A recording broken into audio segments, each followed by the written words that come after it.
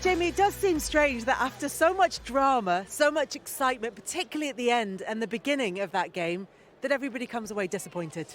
Yeah, I mean, you could just feel that. We were just at the side of the supporters there towards the end of the game, and you're seeing how many players were sort of sat down at the end of the game, feeling like, it was a game gone, where they should have maybe got maximum points. And as I said, it made it such a great game for the neutral, but for both sides who were involved and teams around them. Everyone's watching this game tonight. Teams at the bottom hoping Arsenal get the 3 points, and Manchester City vice versa with Arsenal. So it was a brilliant game, but it feels a little bit flat in the stadium, really. But it's you can understand why.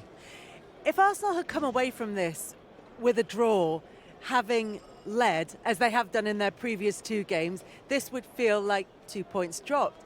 Because they fought back, does it feel a little more positive than it would have done if it was the other way round?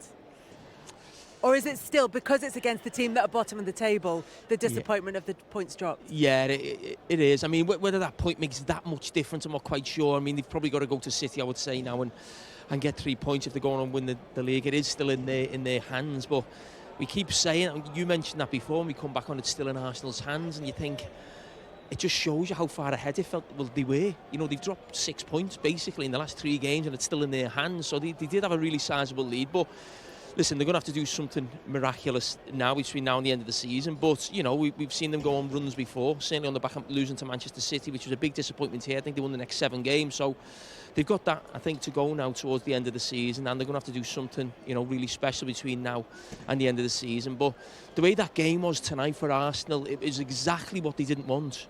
There was mistakes, it was emotional, the game was end-to-end. They just wanted to come here, win this game 2-3-0, as most people expect, against Southampton, bottom of the league. And when you're going down 1-0 after 30 seconds, it just become a game, which is exactly what they didn't want. We ended up watching this pitch side, the last few moments of that game. We missed the 2 goals as we were trying to make our way down to the side of the pitch. Coming down to the side of the pitch at 3-3, did you think Arsenal were going to get the winner? I did, yeah. I really did. And because we were in with the Arsenal fans, and it just felt like this place would just erupt if the goal went in. I think we were all urging the goal to go in. Really, we were in with the Arsenal fans, so we had to keep them happy as well. But no, just towards the end, we didn't have a great view, but I'm not quite sure. There was a claim for a penalty, but it felt like someone was in, and they just chested it down. I'm not sure who it was.